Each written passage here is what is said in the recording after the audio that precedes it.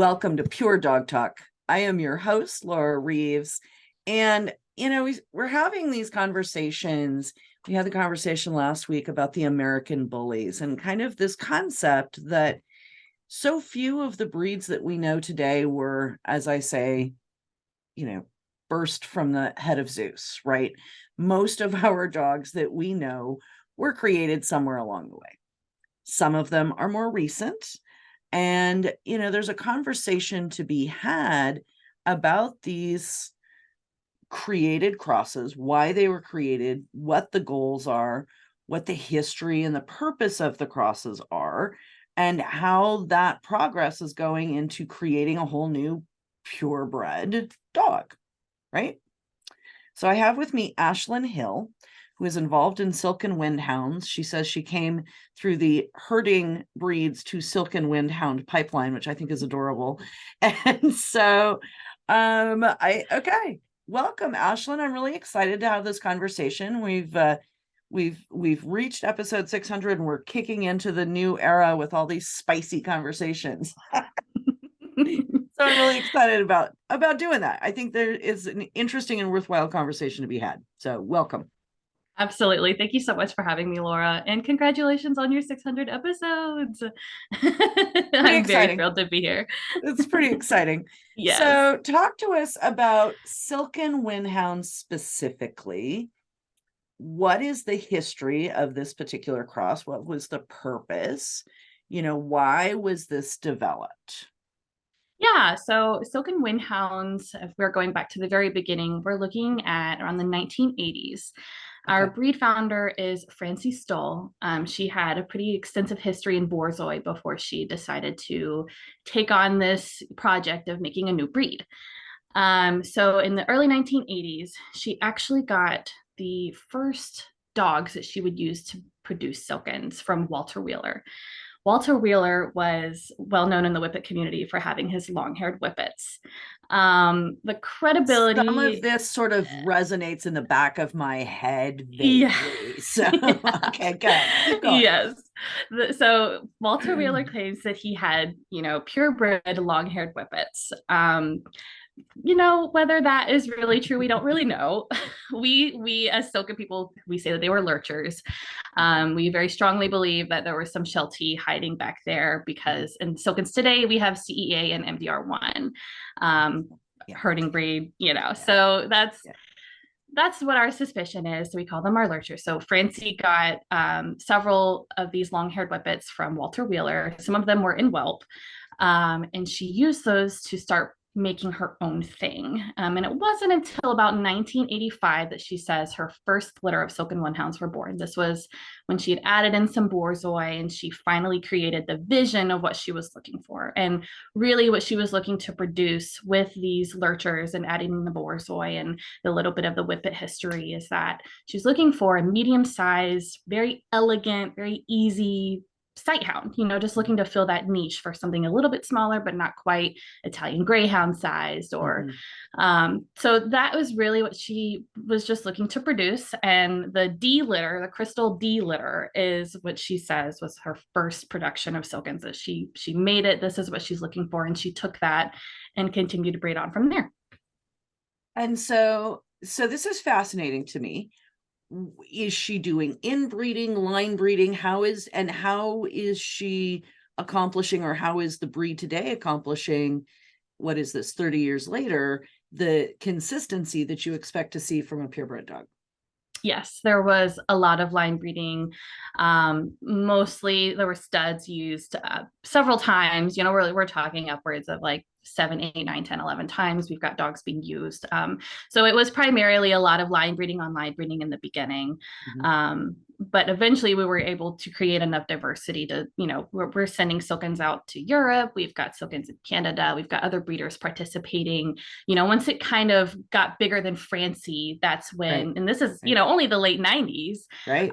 That's when we're starting to add more. We're creating the board, and we're able to take this and really just continue to breed on to what Francie has produced. And I really think that, you know, very early on, they were breeding true. You know, you look at a very early picture of a Silken Windhound, and I can look at that even as a project dog and say, that looks like a Silken.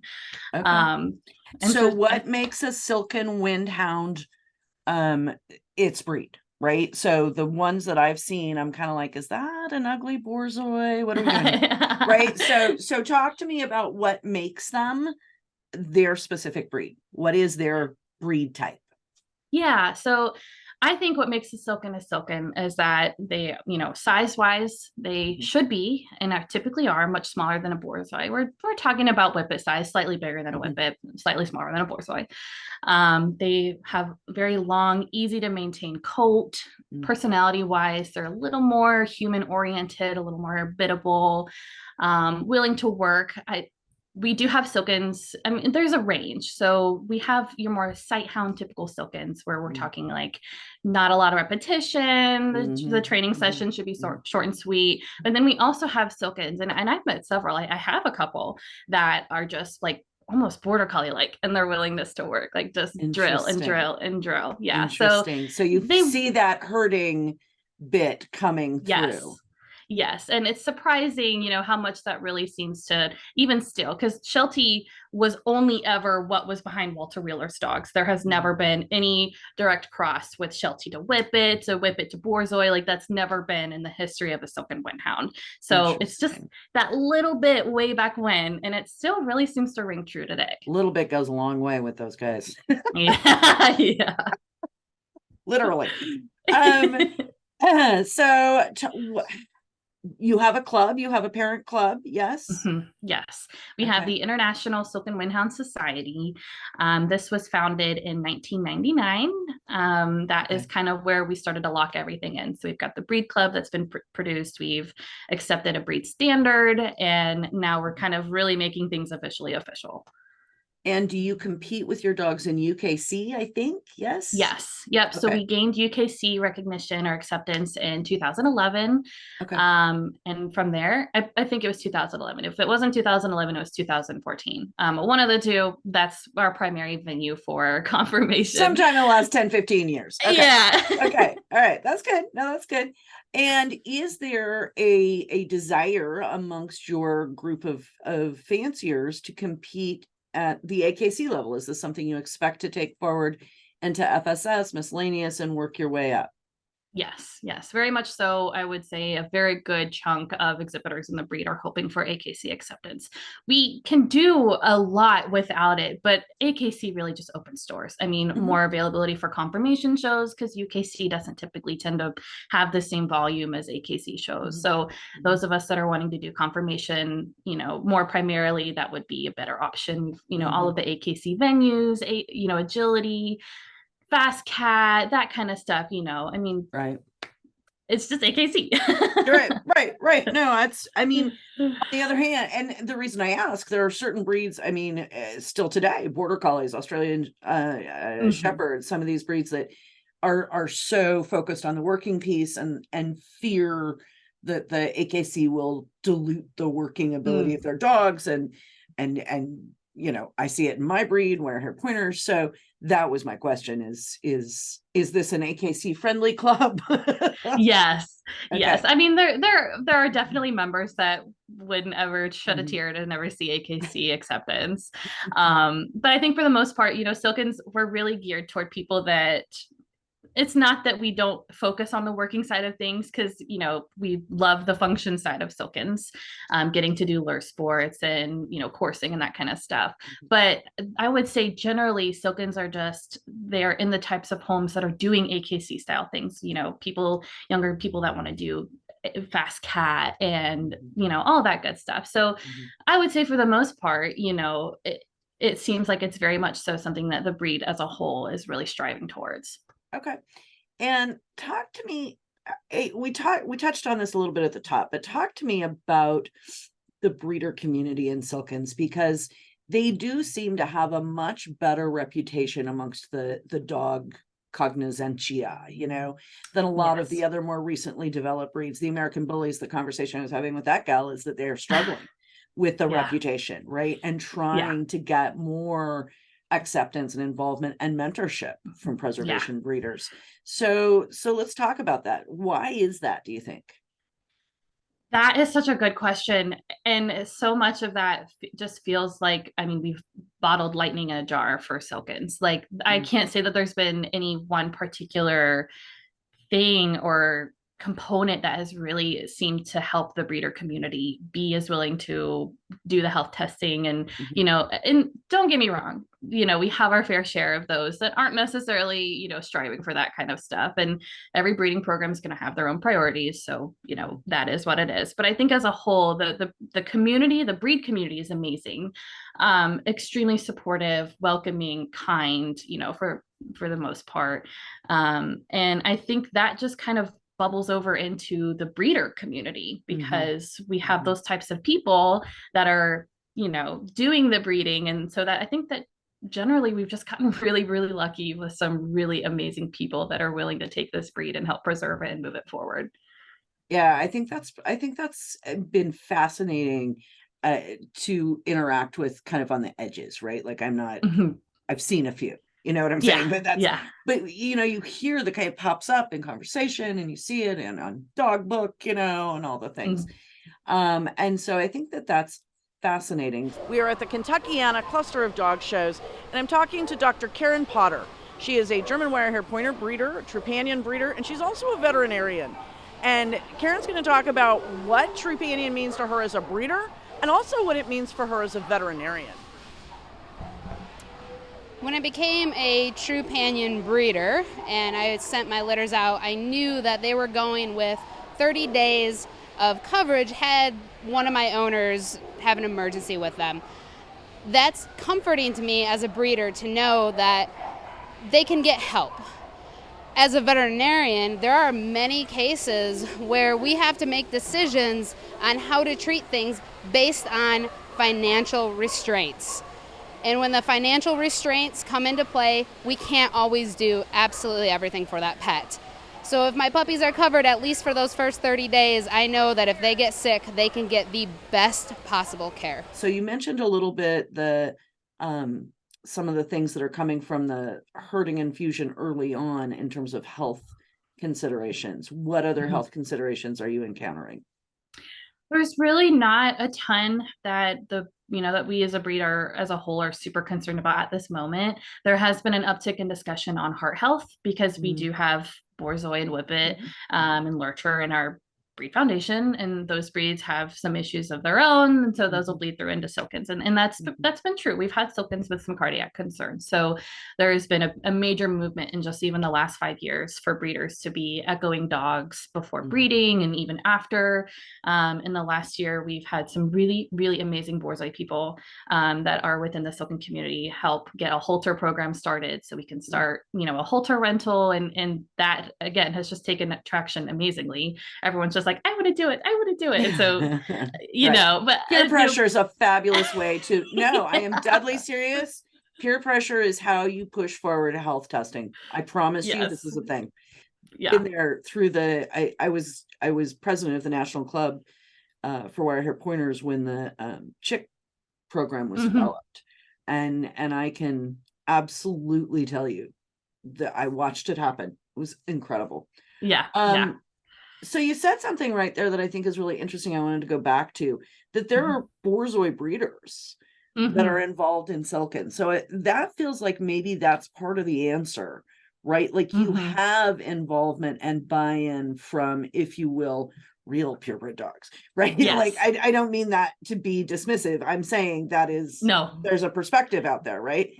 And that I think is going to be an answer that is interesting to me. Yes. That we have a very good chunk of our Silken breeders have history in Borzoi first. Francie Stull, the founder, was in Borzoi first. Most of our old breeders have history in Borzoi and then came to Silkens, and a lot of them still breed both, and I think having, and I definitely agree, coming from an older, more established breed, I think that gives those breeders perspective and experience and knowledge with how to take what they've got and help it to contribute and move forward as well.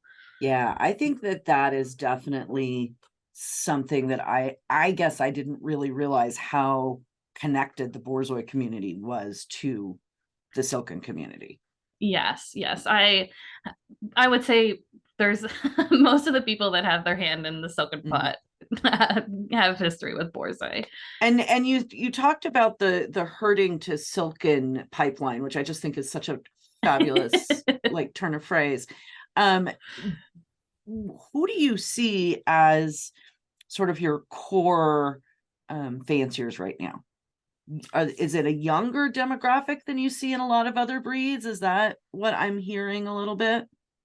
I mean, from my experience, yes, most of the people that I am exhibiting with frequently in sports shows, I mean, they're people that are younger than 40 most of the time. And you have your outliers, but they are outliers. Most of the breed community, I would say we are trending very young right now. Bears noting out there in the world. and I think that, you know, the tie-in, or if you will, the similarity that I'm hearing between these two newly developed breeds that I've just talked to people, the Silkens and the American Bullies, is looking for something that didn't exist, and in a more companion level type of breed, which I think personally explains a lot of the explosion of doodle mania out there, right? People aren't doing the jobs that the original breeds were developed to do. And society has changed, right? And the prey drive that you need to chase a bunny isn't the prey drive that a lot of people can live with in our modern society. Yeah. I mean, being that a lot of, you know, our participants of Silkens are younger, we're looking at people that are out hiking more, doing more park things, going to patios, that kind of stuff. And so generally people aren't looking for a dog to take out and hunt their next meal. Right. And you know, Francie developed Silkens as a companion. You know, she was looking for a medium-sized silk, you know, or sighthound that could be a very elegant companion. Right. Arm candy. That's why I always think of Borzoi, arm candy.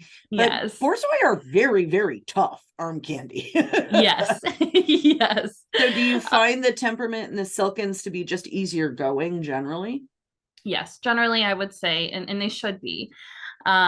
Just a very, very easy do anything, take anywhere type of dog. You know, not a whole lot of energy, and you know, the good ones are really good. Yeah. Well, I mean, I'm sorry, that's true in any breed. Yeah. I've got, you know, my wire hair pointer out there. He's basically practically perfect. Yes. So what talk then, if the good ones are really, really good, what happens when they go off the rails? Well, I mean, unfortunately, temperament as a whole is something that we are focusing on in the breed right now. Not trying to get into the politics of breeding practices, but they're, you know, ideally what should be happening and what the breed club stands with is that ill-fitting temperaments should be soft culled. You know, we're not breeding these, we're not passing this on, especially because temperament is just, it's so hard to fight that the nastiness will hide for so long, you know? So right now the current stance is just, you know, to not continue to breed those issues forward. Okay. And so when they pop up, are you seeing dogs that are dog aggressive more than human aggressive, or skittery, or what are you seeing that's your problem that you're trying not to move forward with? Both. I would say right now the bigger issue as a whole is going to be timidity and fearfulness, insecurity, you know, lack of confidence. So that I could see that combination producing that sort of temperament. Yes. We have some sharpness. It does seem to be more, I mean, gosh, I don't know. I feel like more common, you know, of the sharpest, we see issues with other dogs, but there have definitely been several individuals with human aggression. Interesting. So is it more towards a fear aggression kind of thing? Like you're talking about the timidity, or not necessarily? I think it could be a little bit of both. Interesting. I don't have a ton of experience with the individuals that I'm thinking of with these issues. So, you know, it's hard to say for sure. The lines that are behind these individuals, I would say trend towards more of the timidity. So I would be comfortable saying that it's likely rooted in fear aggression. Okay. But there have been So some that something I to would be aware also, of if somebody's, yes, if somebody's deciding that this might be a good fit for them and want to be involved, that would be something that they would look for. absolutely. Asking the breeder about the temperament issues behind their lines, because they're there. If a breeder is telling you that they've never had temperament issues in their lines, you need to run very far and very fast. Okay. All right. That's fair. I mean, they're getting farther and farther away, but just being aware, being pragmatic, I think is the biggest way that we're going to take this and really move forward with breeding it out. 100%. Always the test and tell, right? I mean, that's the basic concept. Yes. Okay. So moving forward, you have a club. Are you looking at, acceptance or recognition and like Canadian Kennel Club or FCI or some of these other countries, as well as the American Kennel Club? Yeah. So Silkens actually have FCI in a couple countries out in Europe already. Yep. So we've got Hungary, we've got Belgium, we have Switzerland, and just this week we've got Germany FCI recognition. Oh wow! Yeah. Cool. So very cool. Yeah. So I think as a whole, and I'm not really sure about the Canadian Silken community, but they're pretty similar to us. I would reckon that they're also aiming for Canadian acceptance. And you talked, and just wanted to touch briefly on the coat. You said it's a really low maintenance coat. Now, I don't necessarily consider Borzoi to have a low maintenance coat. So is it just a less undercoat or not as long, or what's the coat type like? I would say less undercoat, because everyone that has Borzoi and Silkens has said that their Silken sheds a third of what their Borzoi shed. And it's not always that it's a shorter coat. I mean, it's I would say, pretty typical if you just size down a Borzoi, that's about the same amount of coat, but I think definitely less undercoat for sure. So, apartment size, do we think of them, is this something that is appealing to people? They fit in a townhouse, they fit in a condo, they fit in an apartment? Yeah. And I think, again, a lot of our demographic is people in those housing situations. I don't think it's impossible, but I think just like other sight hounds, if you are looking for this breed and you do live in one of those places, you have to be very cognizant of the fact that they are still a sight hound. They do developmentally still very much so need that free running several times a week at minimum. So I would caution the people that, live in apartments and townhouses and those types of things, that if that is something you're looking for, it's a commitment to making sure that you are doing your due diligence to bring them up structurally, in a way that they can still develop properly. Yeah, structurally and mentally, that they can get to run and do the things. So yes, excellent. But otherwise, yes. Okay, all right. So do you have, I guess, maybe like a timeline? So you have the UKC approval, you have some FCI approval. Do you happen to know where the club is in the process of looking forward to AKC recognition or starting that process? Yes. So generally, as of right now, it seems that we are looking at about 2039, because the FSS has a requirement that we have to have a registry that's at least 40 years old. And so I think they're currently basing it on the creation of our breed club. And that's kind of where, things got officially official. So 1999, 40 years out, we're looking at about 2039. Wow. That's a long-term project. Yeah. I mean, we're willing to wait. We don't want to, but we'll check all the boxes we have to get this goal. And can you give me an idea how many people, how many owners, I mean, that's part of the process. I know for FSS, how many individual dogs exist around the world? Thousands, tens of thousands. I mean, not a low number problem. Oh, no, not at all. Interesting. Fascinating. Okay. All right, you guys. Well, there you go. Ashlynn, thank you so much for sharing about your developing breed. I love this. And I am going to have for listeners, we're going to have some photos, some links if you guys want to learn more. And like I said, I know this is a little bit of a spicy topic, but I think the only way we learn is we talk to people and we find out more, right? Absolutely. 100%. All right. Ashlynn, thank you so much. I really appreciate your time. Absolutely. Thanks for having me.